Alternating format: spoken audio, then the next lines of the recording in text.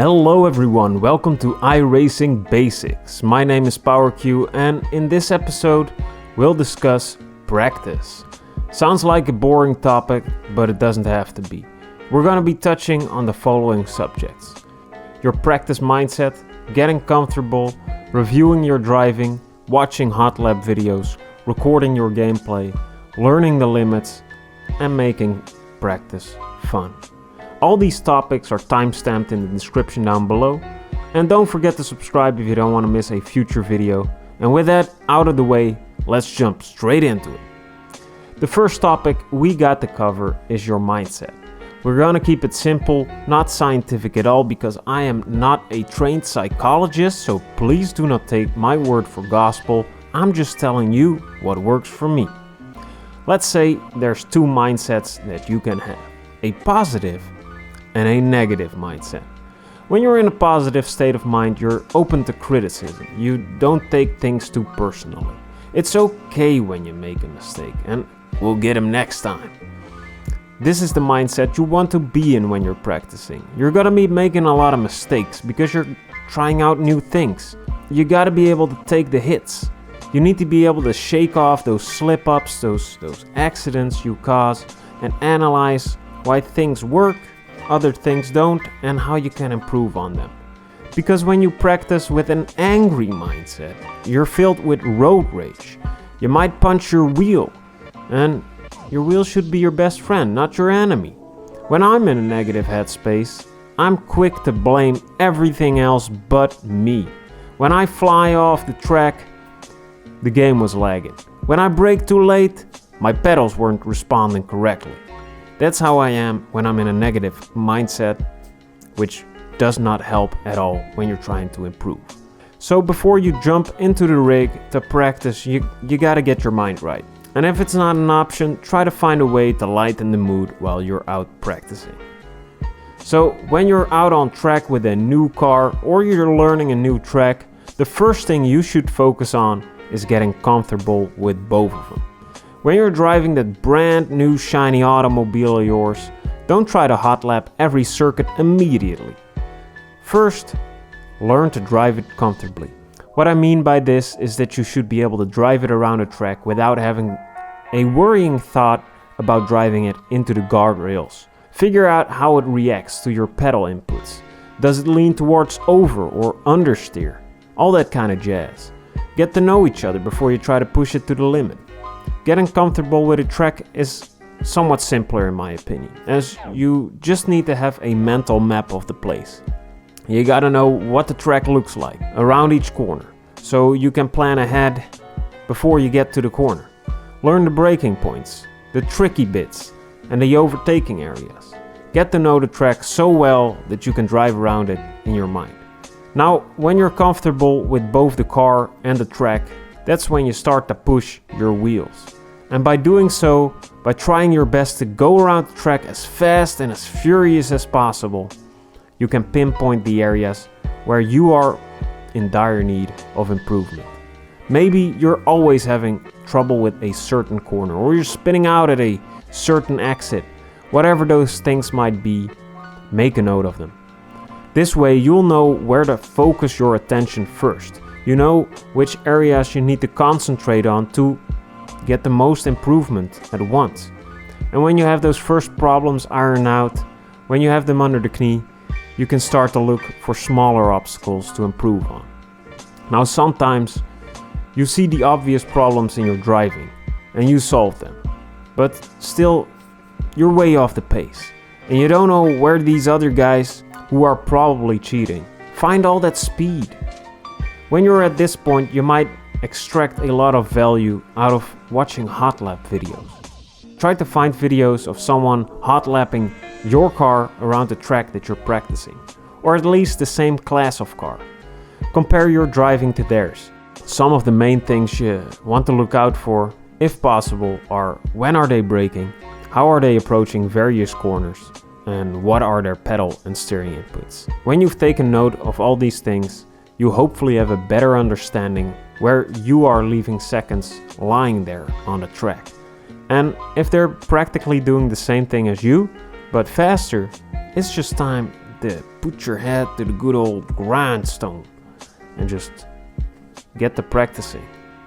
If you're having a hard time figuring out where you can improve or what you might be doing wrong, record your gameplay. This way you can watch it back yourself in a calmer setting. In my experience, you sometimes notice big mistakes when you're able to watch yourself calmly. You might be thinking, but that's exactly what I'm doing. I'm driving that gosh darn car, man. And that's exactly the problem. Because you're trying to drive a car as fast as possible, you don't have the time and mental capacity to analyze what the heck you're actually doing. And maybe you don't see anything new in the gameplay. You don't see any mistakes. But because you recorded it, you can now share it with a friend. Ask them if they see any flaws in your driving. Or maybe you can ask people on a forum or a Discord or on Reddit to analyze your laps. And maybe they're able to tell you where you can improve. Now when you've got a decent pace with your beautiful car on your much desired track, it's time to step things up. We're taking it to the next level, baby. It's time to practice some unconventional stuff. The first thing which will help you greatly in racing situations is testing where the absolute braking limits are for the corners on the track. So where can you brake the latest and still make it around the corner? You should test this for both the inside and the outside of corners, because this will come in very handy when you're in an epic battle with your opponents. Knowing where to brake the latest of the latest when you are on the inside of a corner will almost always render your opponent's overtaking moves virtually useless. The next thing you might want to practice is avoiding crashes. And what I mean by this is that you just drive around the track like you're hotlapping it. Like it's a real racing situation and you're going as fast as possible. And then you start to imagine, what if a car crashed right in front of me and I now have to jank the wheel one way or the other? You have to make a sudden move. By doing this a couple of times, you'll get used to handling the car in those nasty situations. And it will prepare you for the inevitable crash that you're gonna have to avoid. Another fun thing to practice is catching slides or rectifying mistakes. Throw your car around like a caveman you know you are deep down inside and try to catch it when it's sliding. Give way too much gas in corners where you should not give that much gas. And try to keep it on the track as best as possible. These kind of wacky exercises will prepare you for all the wacky race situations you can't even dream of yet. Which is the perfect segue into my last topic, making practice fun. Lapping around a track all alone, by your lonesome, can become stale, boring even. Firstly, when you're getting comfy with the car or the track, put on some music, or a podcast, or an audiobook, and just put your time in. Drive around that track, drive that car. You're not pushing it yet. You don't need to be able to identify the exact rev count by the sound of the engine. Just cruise around with some entertainment in your ear. It's practically the same as having your car radio on. Secondly, when you're trying to push for the best lap times, trying to perfect your laps, challenge yourself to a hot lapping sesh. Try to beat your own best time, shake things up, try out some crazy tactics you couldn't in a race, like braking way earlier or later than you normally do. Maybe drifting through some corners will increase your overall speed? Who knows? Challenge yourself and you will stay engaged. Lastly, practice like an absolute nut job. Throw your virtual car around like a stick of butter in a hot pan.